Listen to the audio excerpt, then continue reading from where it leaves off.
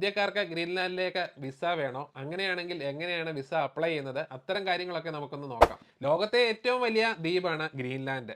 എന്നാൽ വലിപ്പം കൊണ്ടല്ല ഈ ദ്വീപ് അടുത്തിടെ പത്രങ്ങളിൽ പ്രസിദ്ധമായത്.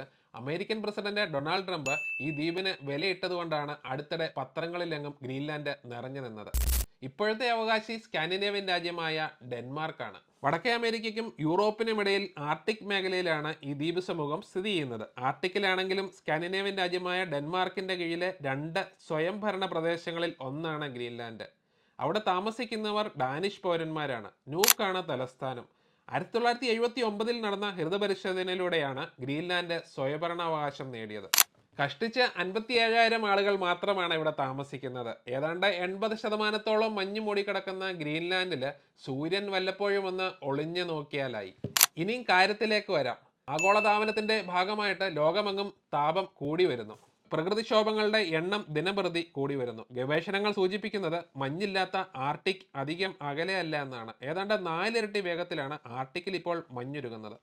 മഞ്ഞുരുകുമ്പോൾ ഒരു കപ്പൽ പാത തുറന്നു വരുന്നത് അമേരിക്കൻ പ്രസിഡന്റ് സ്വപ്നം കാണുന്നു. മുൻപ് റഷ്യയിൽ നിന്നും വാങ്ങിയ അലാസ്കയിലെ പോലെ എണ്ണ പ്രകൃതി വാതക നിക്ഷേപങ്ങളുടെ ശേഖരവും അമേരിക്കൻ പ്രസിഡന്റിന്റെ മനസ്സിലുണ്ട്. അത്യപൂർവ ധാതുക്കൾ ഗ്രീൻലാൻഡിലുണ്ടെന്നാണ് പഠനങ്ങൾ സൂചിപ്പിക്കുന്നത്. ധാതുക്കൾ മാത്രമല്ല, കോടിക്കണക്കിന് ബാരൽ എണ്ണ നിക്ഷേപവും ഇവിടെ ഉണ്ടെന്നാണ് പഠനങ്ങൾ സൂചിപ്പിക്കുന്നത്. ഓയിൽ എക്സ്ട്രാക്ഷൻ ഇവിടെ ഇപ്പോൾ നിരോധിച്ചിരിക്കുകയാണ്. രണ്ടാം ലോക മഹായുദ്ധത്തിന്റെ അവസാന കാലത്ത് 1947 ഗ്രീൻലാൻഡ് വാങ്ങാൻ അമേരിക്ക ഒരു ശ്രമം നടത്തിയിരുന്നു. എന്നാൽ ആ ശ്രമം ചീറ്റിപ്പോയി. വിസ്തൃതി വെച്ച് പറഞ്ഞാൽ ലോകത്തിലെ 12ാമത്തെ ഏറ്റവും വലിയ രാജ്യമായ ഗ്രീൻലാൻഡിനെ വിലയിട്ടത് ഏതാണ്ട് 10 കോടി അമേരിക്കൻ ഡോളറിന് തുല്യമായ സ്വർണമായിരുന്നു. മീൻപിടുത്തവും ഡെൻമാർക്കിൽ നിന്ന് കിട്ടുന്ന സഹായമാണ് നിലവിൽ ഗ്രീൻലാൻഡിന്റെ വരുമാനം. അമേരിക്കയ്ക്ക് സ്വന്തമായി ഒരു വ്യോമത്താവളവും ഉണ്ട് ഇവിടെ. ഗ്രീൻലാൻഡിലെ തുലെ വ്യോമത്താവളം അമേരിക്കൻ നിയന്ത്രണത്തിലാണ്. ഗ്രീൻലാൻഡ് തലസ്ഥാനമായ നൂക്കിൽ നിന്ന് ഡെൻമാർക്ക് തലസ്ഥാനമായ കോപ്പൻഹാഗനിലേക്ക് പോകുന്നതിലും ദൂരം കുറവാണ് അമേരിക്കയിലെ ന്യൂയോർക്കിലേക്ക്. ഇനി ഗ്രീൻലാൻഡ് കച്ചവടം നടക്കുമോ എന്ന് നമുക്ക് കാത്തിരുന്ന് കാണാം. 1979 പോലെ ഇനി ഒരു ഹിതപരിശോധന നടത്തിയാൽ ഒരുപക്ഷെ കച്ചവടം നടക്കുമെന്നാണ് ഒരു പക്ഷത്തിന്റെ വാദം. ട്രംപിന്റെ മോഹങ്ങൾ പൂവണിയുമോ എന്ന് നമുക്ക് കാത്തിരുന്ന് കാണാം. ഇനി ഗ്രീൻലാൻഡിലേക്ക് നമുക്ക് എങ്ങനെ എത്തിച്ചേരാം? ഡെൻമാർക്ക് അല്ലെങ്കിൽ ഐസ്ലാൻഡ് വഴി വേണം അവിടേക്ക് എത്തിച്ചേരാൻ. പല യൂറോപ്യൻ രാജ്യങ്ങളിലെ പൗരർക്കും പ്രവേശനമുണ്ട് എങ്കിലും നമ്മൾ ഇന്ത്യക്കാർക്ക് പ്രത്യേക വിസ വേണം അവിടേക്ക് എത്തിച്ചേരാൻ.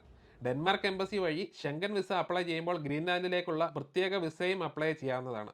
ഇനി അവിടെയൊക്കെ ജോലിക്കാണ് പോകുന്നതെങ്കിൽ പ്രത്യേക വർക്ക് വിസയും റെസിഡൻസ് പെർമിറ്റും അപ്ലൈ ചെയ്യേണ്ടതാണ്. യൂറോപ്യൻ യൂണിയന്റെ ഭാഗമല്ലാത്തതുകൊണ്ട് യൂറോപ്യൻ പൗരന്മാർക്കും തൊഴിൽ ചെയ്യാൻ അത്തരം വിസ ആവശ്യമാണ്. 44% ഗ്രീൻലാൻഡിലെ നികുതി നിരക്ക്. പാസ്പോർട്ടും വിദേശകാര്യവും ഒക്കെ കൈകാര്യം ചെയ്യുന്നത് നിലവിൽ ഡെൻമാർക്കാണ്. പണ്ട് നീൽ ആംസ്ട്രോങ് ചന്ദ്രനിൽ ചെന്നപ്പോൾ അവിടെയും മലയാളി ഉണ്ടായിരുന്നു എന്ന് പറയുന്നത് പോലെ ഗ്രീൻലാൻഡിൽ മലയാളികൾ ഉണ്ടോ എന്ന് എനിക്കിപ്പോൾ അറിയില്ല. ഗ്രീൻലാൻഡിൽ അറിയാവുന്ന മലയാളികൾ ആരെങ്കിലും ഉണ്ടെങ്കിൽ നിങ്ങൾ അവരെ കമൻറ്റ് ബോക്സിൽ ഒന്ന് മെൻഷൻ ചെയ്തേരെ. അപ്പോൾ ഗ്രീൻലാൻഡിൻ്റെ കച്ചവടം പൊടി പൊടിക്കുമോ അതോ ട്രംപിൻ്റെ മോഹങ്ങൾ പൂവണിയാതെ എന്നും ഒരു മോഹമായി അവശേഷിക്കുമോ എന്ന് നമുക്ക് കാത്തിരുന്ന് കാണാം.